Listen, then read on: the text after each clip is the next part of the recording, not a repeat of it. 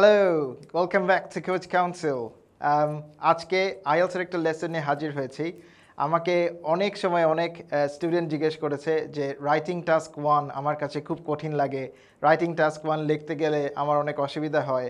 এরকম একটা ডায়াগ্রাম দেখে আমার মাথায় কিছুই আসে না যে আমি কি বলবো, কিভাবে লিখবো, কিভাবে এটা বুঝবো, কিভাবে বা সেন্টেন্সই শুরু করব। আজকের এই লেসনে আজকের এই লেসনে এই সব সমস্যার সমাধান ইনশাল্লাহ আমি দিয়ে দিব। আমার সাথেই থাকবেন এবং অল্প অল্প করে বুঝে নেবেন। প্রয়োজন হলে একটি খাতা সাথে রাখতে পারেন, আমার সাথে নোট করতে পারেন। তো চলুন শুরু করি।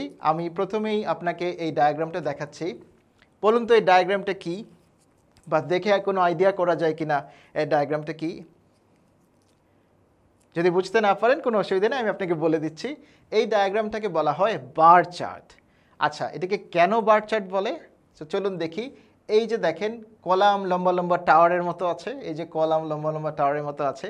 তো এক্সামে যখন এরকম কলাম বা লম্বা লম্বা টাওয়ারের মতো জিনিস দেখবেন, তখন বুঝে নেবেন এটাকে বার চার্ট বলে। আমরা সবাই ক্যান্ডি বার খেয়েছি অথবা চকলেট বার খেয়েছি, দেখবেন যে এরকম চার কোনো একটা বারের মতো কোনো কিছু যদি থাকে কোয়েশ্চেনে, তাহলে সেটা হবে বার চার্ট।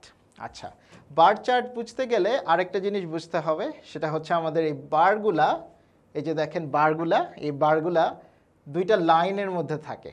একটা লাইনকে আমরা বলি হরাইজন্টাল লাইন, আরেকটাকে আমরা বলি ভার্টিক্যাল লাইন। তো হয়তো ভাবছেন হরাইজন্টাল আবার কি জিনিস। সো হরাইজন্টাল হচ্ছে এই যে দেখেন নিচে যে ভূমিটা আছে, এই ভূমিটার সমান্তরালে যদি কোনো লাইন থাকে তাহলে সেটাকে আমরা হরাইজন্টাল লাইন বলি। মনে রাখার জন্য একটা টিপস দিয়ে দিচ্ছি, সেটা হচ্ছে আপনি যখন দূরে আকাশের দিকে তাকান, তখন দেখবেন আমরা বাংলায় শিখেছি দূরে দিগন্ত দেখা যায়। সো দিগন্তটা কিন্তু এইরকম একটা লাইনের মতো দেখা যায়। সো ওইটাকে আমরা হরাইজন্টাল লাইন বলি সেই জন্য। আর ভার্টিক্যাল হচ্ছে যে কোনো বিল্ডিং চিন্তা করতে পারেন, ধরেন রাস্তার উপরে লম্বা বিল্ডিংটা আছে, তো এই বিল্ডিংটা কোথায় যাচ্ছে? এই বিল্ডিংটা উপরের দিকে যাচ্ছে। সো উপরের দিকেই যখন কোনো কিছু যাচ্ছে তখন সেটাকে আমরা বলছি ভার্টিক্যাল লাইন। সো আমাদের এই যে ক্যান্ডি বার বা যে কোনো বার, এই বারগুলো দেখেন এই লাইনের মধ্যে আছে। তা আশা করি এই বার চার্ট চিনতে আপনার আর কখনো কোনো সমস্যা হবে না। সো চলুন দেখি বার চার্টটা আমাদের কী দেখাচ্ছে। তো প্রথমে কালারটা দেখে নিই। আমরা দেখতে পাচ্ছি কালো কালারের কিছু বার আছে, আর দেখতে পাচ্ছি এই নীল কালারের কিছু বার আছে। সো এখানে লেখা আছে দেখেন কালো কালারের সাথে মেন এবং নীল কালারের সাথে উইমেন। তো চলুন দেখি যে এটা কিভাবে দেওয়া আছে। সেখানে দেওয়া আছে দেখেন 10 to 20 অ্যান্ড 20 to 30। সো এই জায়গাতে দুটো বার আছে, একটা বার এই যে কালো কালারের, এটার সাথে যদি মিলিয়ে দেখি তাহলে এটা হয়ে যাচ্ছে মেনের বার, আর যদি এটার সাথে মিলিয়ে দেখি তাহলে এটা হচ্ছে উইমেনের বার। আচ্ছা, এতটুকু যদি বোঝা যায় তাহলে আমরা দেখি আর কি আছে। তো এই যে ভার্টিক্যাল লাইনটা ছিল, এখানে আওয়ার্স দেওয়া আছে 10 ঘন্টা, 20 ঘন্টা, 30, 40, 50, 60 ঘন্টা। এই বারটা দেখে আমরা দেখলাম যে এই জায়গাটা কে কত ঘন্টা টিভি দেখলো, সেই জিনিসটা বোঝা গেল। এখন কথা হচ্ছে যে আমাকে অনেক সময় জিজ্ঞেস করে, স্যার আমি তো জিনিসটা বুঝলাম, আমি তো এই ছবিটাও বুঝলাম, কিন্তু লেখাটা আমি কিভাবে শুরু করব, এইটা তো আমার কাছে ক্লিয়ার না। মানে আমি কি দিয়ে লিখবো বা কি লিখলে লেখাটা সুন্দর হবে। সো আমি আপনাকে খুব সিম্পল বাট ইফেক্টিভ টিপস দিচ্ছি, আমার সাথে খেয়াল করে দেখুন। আমরা যে কোনো সেন্টেন্স যখন লিখি তখন ওই সেন্টেন্সে আমাদের তিনটা জিনিস থাকে। একটা হচ্ছে আমার একটা সাবজেক্ট লাগে, একটা হচ্ছে আমার ওই ভার্ব লাগে মানে ও কী করে, আরেকটা হচ্ছে এডিশনাল ইনফরমেশন লাগে যেটাকে আমরা বলি অবজেক্ট। সো ধরেন আমি এই শুধু মেন কি করে সেটা লিখতে চাই, তাহলে আমি কীভাবে শুরু করব? আমার সাবজেক্ট লাগবে মানে কে। তো কে যে লাগবে সেই কেটা হচ্ছে আমাদের এই মেন। তাহলে আসেন সুন্দর করে লিখি, মেন সাবজেক্ট হয়ে গেল। এখন নিজেকে জিজ্ঞেস করতে হবে ও কি করে। সো চলুন দেখি ওরা কি করে। তো প্রশ্ন থেকে বলেন তো ওরা কি করে? ওরা কি বই পড়ে, নাকি খাবার খায়, নাকি গল্প করে, না কি করে? এটা কিন্তু প্রশ্নে দেওয়া আছে। সো আমরা প্রশ্নে দেখছি তারা টিভি দেখে। সো টিভি দেখে তারা সময় পার করে। তাহলে সময় পার করার ইংলিশটা কি? সময় ব্যয় করার ইংলিশটা আমরা অনেকে জানি, না জানলে কোনো সমস্যা নেই, আমার থেকে শিখে নিন। সেটা হচ্ছে স্পেন্ড, অর্থাৎ সময় ব্যয় করা বা সময় কাটানো। সো মেন স্পেন্ড, তার মানে তারা সময় কাটাচ্ছে। এখন আমরা দেখি কতটুকুন সময় কাটাচ্ছে। তাহলে এই কতটুকুন সময় কাটাচ্ছে সেটা একটু আমরা দেখি এখান থেকে। So, আমরা দেখতে পাচ্ছি এই যে টাওয়ারের মাথাটা, এই মাথাটা 30-এর উপরে আবার 40-এর নিচে। তাহলে এটা আমি কত লিখব? এই কনফিউশনটা অনেকে থাকে।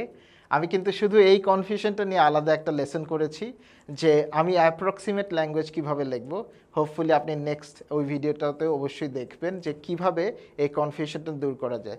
যে আমি কি এটা 35 লিখব, 40 লিখব, নাকি আমি এটা 36 লিখব, কি লিখব, আর লিখলে ভাষাটাই বা কী হবে। অবশ্যই সেই ভিডিওটি দেখবেন। আজকের জন্য আমি আপনাকে বলছি এইটা আপনার চোখের আন্দাজে যেটা মনে হয় সেটাই সঠিক। ধরেন আপনি ভাবছেন এটাকে 34 লিখব, কোনো সমস্যা নেই। যদি লেখেন 35 তাহলে কোনো সমস্যা নেই, যদি লেখেন 36 তাহলেও কোনো সমস্যা নেই, কিন্তু এর কাছাকাছি লেখা যাবে না। কারণ দেখেন এই যে মাথাটা, এই মাথাটা কিন্তু 30-এর উপরে আবার 40 অনেক নিচে আছে। সো আমি এর কাছাকাছি একটা জিনিস চিন্তা করে নিব যে আধা আধি কী হতে পারে, 34, 35, 36 যেটাই লেখেন এটার সাথে ছোট্ট একটা জিনিস লিখে দিতে হবে। আমি একটু পরেই দেখাবো আপনাকে। ওই ছোট্ট জিনিসটা না লিখলে কিন্তু কোনো মার্কসই পাওয়া যাবে না। সো আমরা লিখছি মেন স্পেন্ড, সময় কাটায়। কি করে সময় কাটায় এবং কত সময় কাটায়। তো কতটা আগে লিখে ফেলি। তো আমরা ধরে নেই এটা 35 আওয়ার্স। এটা লিখলে কি আপনার সেন্টেন্সটা ঠিক হবে না ভুল হবে? সেন্টেন্সটা কিন্তু ভুল হবে। তার কারণ হচ্ছে এইটা যে অ্যাকচুয়ালি 35 আওয়ার্স সেটা কিন্তু আমরা জানি না। তাই এর সাথে অ্যাড করে দিতে হবে অ্যাবাউট। সো অ্যাবাউট মানে হচ্ছে প্রায় বা কাছাকাছি। এই কথাটা না লিখলে কিন্তু আপনার এই পুরো সেন্টেন্সটা ভুল হয়ে যাবে এবং আইএলসে আপনি আপনার স্কোরটা হারানো শুরু করবেন ধীরে ধীরে। তাই প্রত্যেকটা জিনিস খুব খেয়াল করে শুনতে হবে যাতে স্কোর করতে কোনো অসুবিধা না হয়। Men spend about 35 hours কি করে সময় কাটায়? Watching TV। তাহলে এই যে সেন্টেন্সটা আমরা লিখলাম, চলুন দেখি তো এখানে 3টা এলিমেন্ট আছে কিনা। সাবজেক্ট আছে, ভার্ব আছে, এডিশনাল ইনফরমেশন মানে অবজেক্ট সেটাও আছে। আচ্ছা, আমরা যদি দেখি তাহলে এই সেন্টেন্সে সাবজেক্ট আছে, ভার্বও আছে এবং অবজেক্টও আছে। আপনার ইংলিশ লেভেল যদি একদম বেসিক হয় তাহলে এই টেকনিকটা মনে রাখবেন। সেন্টেন্স শুরু করতে হবে সাবজেক্ট দিয়ে, তারপর সেন্টেন্সটা বা ওই লোকটা ওই ব্যক্তিটা কি করে সেটা লিখবেন, তারপরে কিছু অতিরিক্ত তথ্য দিবেন। এভাবে আপনি একদম বেসিকভাবে সেন্টেন্স লিখলেও কিন্তু আইএলসে অ্যাটলিস্ট ব্যান্ড 6 পাবেন। আজকের এই ভিডিও দেখতে থাকলে আমি আপনাকে দেখাবো এই সিম্পল সেন্টেন্সগুলোকে কীভাবে ব্যান্ড 7, ব্যান্ড 8, ব্যান্ড 9-এর দিকে চলে যাওয়া যায়। সো অবশ্যই আমার সাথে থাকবেন। সো আমরা লিখে ফেললাম এই অংশটা এবং তারা এই সময়টা পার করে। এখন আমাদের পাশে যে একটা বার আছে এটা কাদের জন্য? রাইট, এটা হচ্ছে উইমেনদের বার। সো আমাকে এখন এর সাথে এর কম্পেয়ার করতে হবে। সো কম্পেয়ার করার জন্য চলেন আমরা স্কুল কলেজে ফেরত যাই। আমরা একটু বিয়োগ করে দেখি যে কে কত বেশি, কে বেশি, কে কম। সো এখানে দেখা যাচ্ছে যে আমরা বলছি 35, তাহলে এদেরকেও আন্দাজে চোখের আন্দাজে ধরে নেই 25। তাহলে কে বেশি সময় দিচ্ছে, কে কম দিচ্ছে? রাইট। সো ছেলেরা 10 ঘন্টা, প্রায় 10 ঘন্টা বেশি সময় টিভি দেখছে। সো আমরা এই অ্যাপ্রক্সিমেট দিয়ে 10 ঘন্টা মাথায় রাখবো এবং আমরা এই আরেকটা সেন্টেন্সকে এর সাথে তুলনা করব। তো তুলনা করার আগে আমাকে বেসিক সেন্টেন্স লিখতে হবে। সো চলুন বেসিক সেন্টেন্সটা কীভাবে লিখবো। একই নিয়ম, সাবজেক্ট লাগবে, ভার্ব লাগবে, এডিশনাল ইনফরমেশন লাগবে। এই ক্ষেত্রে আমাদের সাবজেক্ট কি? উইমেন। তাহলে আমরা লিখি উইমেন স্পেন্ড, কত সময় দিচ্ছে? এরা দিচ্ছে প্রায় 25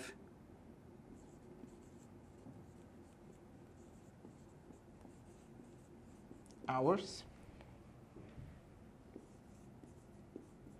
watching TV. সো দেখুন এই দুটো সেন্টেন্স যদি আমি একইভাবে এভাবে লিখতে থাকি তাহলে আইএলসে দুটো প্রবলেম হবে। একটা হচ্ছে এই দুটো সেন্টেন্স একই রকম, আরেকটা প্রবলেম হচ্ছে এদের মধ্যে কিন্তু আমি কোনো কম্পেয়ার করতে পারছি না। আর কম্পেয়ার করতে না পারলে এই ধরনের কোয়েশ্চেন টাইপে আপনি কিন্তু কোনো স্কোর করতে পারবেন না, অর্থাৎ আপনার স্কোর খুবই লো হবে। সো চলুন আমরা সামান্য কিছু চেঞ্জ এনে এই স্কোরটাকে ব্যান্ড 6 বা ব্যান্ড 7-এর লেভেলে নিয়ে যাই।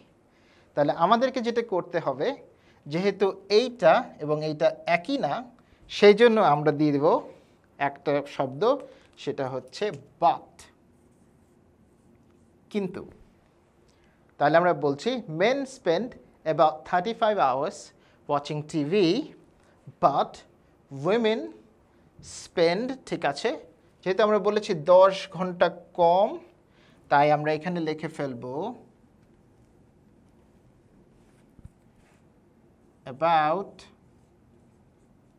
10 hours। এখন যেহেতু কম, সেজন্য আমাদের এখান থেকে যে কোনো একটা সিলেক্ট করতে হবে। বলুন তো কোনটা সিলেক্ট করা সবচেয়ে সহজ এখানে? রাইট, আপনার কাছে মনে হচ্ছে এটা সিলেক্ট করা সবচেয়ে সহজ। এখানে একটা ভুল আছে, বলুন তো ভুলটা কি? জি, অনেকে ধরতে পেরেছেন। এই জেন মানে হচ্ছে তারপরে, কিন্তু আমাদেরকে লিখতে হবে তুলনার দেন, তাই সেটি হচ্ছে THAN। সো অনেক সময় আইএলস ক্যান্ডিডেটদের অনেক খাতা চেক করতে যে আমি এরকম ছোট ছোট টুকিটাকি ভুল দেখতে পাই, যে ভুলগুলোর জন্য তার অ্যাকচুয়াল যে মার্কসটা, সেই মার্কসটা কিন্তু সে পাচ্ছে না। এই সামান্য কিছু ভুলের কারণে আপনার স্কোর হয়তো পেতে পারতেন ব্যান্ড 7, সেটা হয়ে যাচ্ছে ব্যান্ড 4। তাই এই ধরনের ভুলগুলো অবশ্যই খেয়াল করবেন। সো আমরা বলছি উইমেন স্পেন্ড অ্যাবাউট 10 আওয়ার্স। এটা কি বেশি না কম?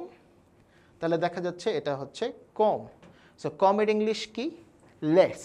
তাহলে আমরা এখানে লিখে ফেলবো 10 আওয়ার্স লেস দেন।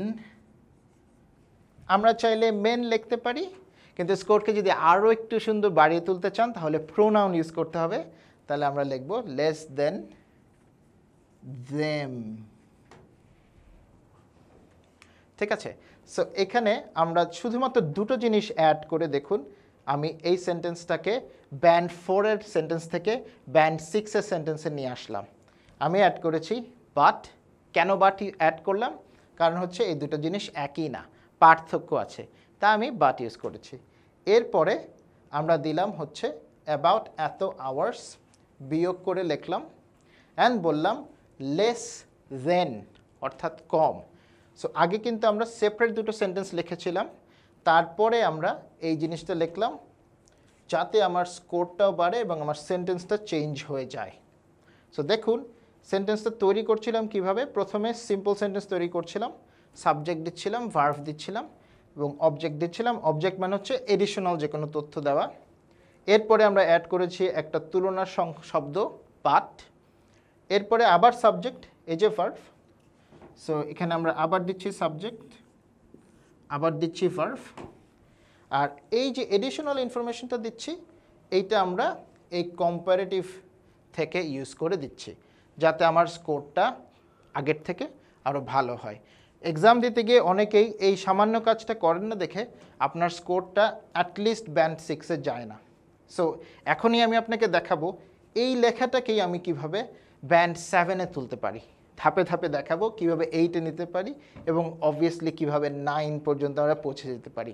ওকে, সো আমরা খেয়াল আছে নিশ্চয়ই এখানে লিখেছিলাম বাট। আমরা এখন এইটাকে চেঞ্জ করে এদের কাউকে দিয়ে যদি লিখি তাহলে কিন্তু আস্তে আস্তে ব্যান্ড 7-এর দিকে যাওয়া শুরু হবে।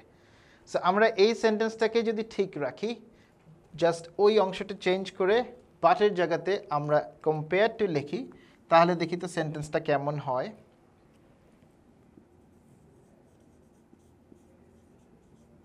Compared two.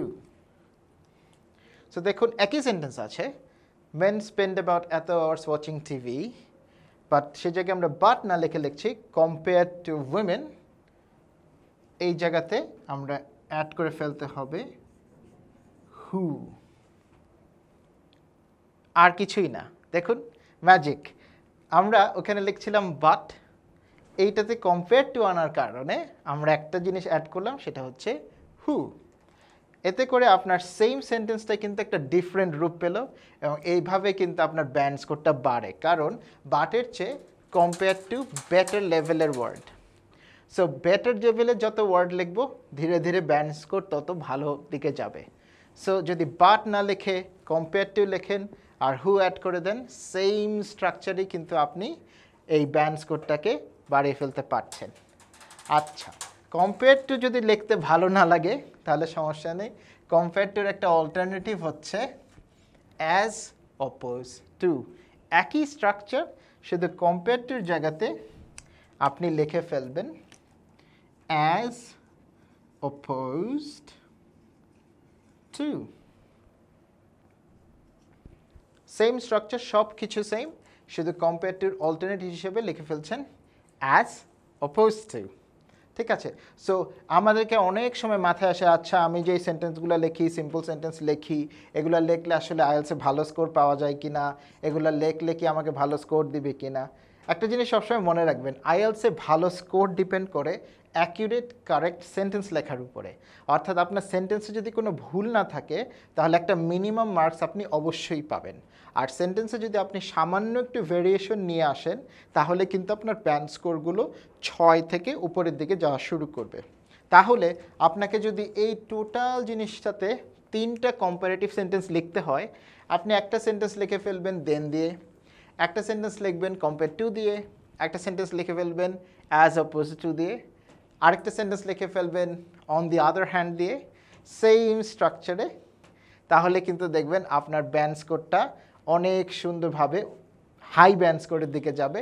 এর কারণ হচ্ছে যখনই একজন রিডার পড়ছে, উনি দেখছে একটা সেন্টেন্স উনি এভাবে লিখেছেন, আরেকটি সেন্টেন্স আরেকভাবে লিখেছেন, আরেকটি সেন্টেন্স আরেকভাবে লিখেছেন, যাতে করে দেখা যাবে ধীরে ধীরে আপনার ব্যান্ড স্কোরটা বাড়বে। কারণ গ্রামারের রেঞ্জের উপরে আমাদের কিন্তু 25% মার্কস আইএলসে আছে। সো খেয়াল রাখতে হবে আমরা যেন ওই জিনিসটা দেখে এই জিনিসটা লিখি। সো আমরা এখন একটা নিজেরা প্র্যাকটিস করব। আমার সাথে সাথে আপনি খাতা কলম নিয়ে প্র্যাকটিস করা শুরু করবেন। আমরা এই যে বারটা আছে এটা লেখার চেষ্টা করব, ঠিক আছে? সো চলুন আমরা এটা লিখি। সো প্রথমে আমাদের অলরেডি জানা আছে যে কালো বারটা কি আর এই নীল বারটা কি। সো কালো বারটা হচ্ছে মেন আর নীল বারটা হচ্ছে উইমেন। চলুন আমরা এটা মুছে ফেলি। আমরা দুটো সেন্টেন্স লেখার চেষ্টা করব ভেরিয়েশনে, এবং আমরা দেখব যে আমরা আসলে এগুলোকে ইউজ করতে পারি কিনা। সো এখানে আগের মতোই আমাদেরকে পার্থক্যটা করে নিতে হবে, বাট পার্থক্যটা হচ্ছে উল্টো। দেখুন যে এখানে ছেলেরা কম সময় দিচ্ছে টিভি দেখার জন্য, আর এখানে মেয়েরা বেশি সময় দিচ্ছে টিভি দেখার জন্য।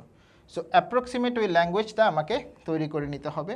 সো ধরে নিচ্ছি এটা 15, আর ধরে নিচ্ছি এইটা 25। এটা আপনি চাইলে 26 বা 24 যে কোনোটাই লিখতে পারেন। সো এদের মধ্যেও পার্থক্য কিন্তু 10। তাহলে আমরা এখন চেষ্টা করব অন দি আদার হ্যান্ড দিয়ে সেন্টেন্স তৈরি করতে। তাহলে আমরা এর আগেরটা শুরু করেছিলাম যে বেশি তাকে দিয়ে, এখন আমরা শুরু করব যে কম তাকে দিয়ে। সো এখানে কম আছে ছেলেরা, তাহলে এগেন আমরা লিখতে পারি men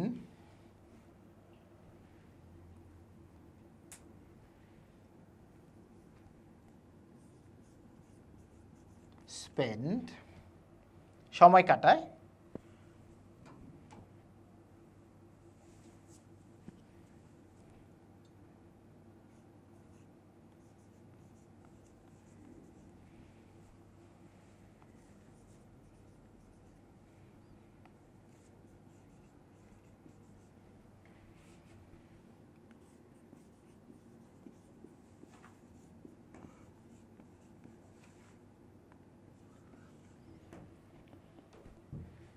who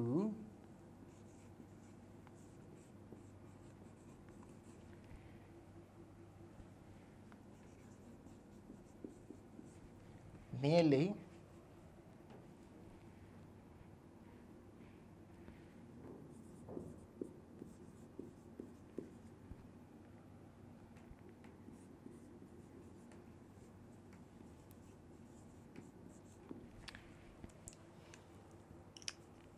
সো আমরা কিন্তু এখানে লিখে ফেললাম একটা সিম্পল সেন্টেন্স।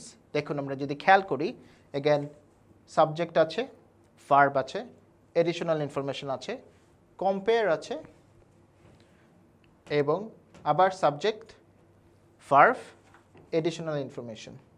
আপনার জন্য কুইজ, এখান থেকে এই দুটোর যে কোনো একটা এখানে কিভাবে ব্যবহার করলে এই সেন্টেন্সটাই ব্যান্ড 7-এ চলে যাবে বলুন তো। আপনাকে 10 সেকেন্ড সময় দিচ্ছি।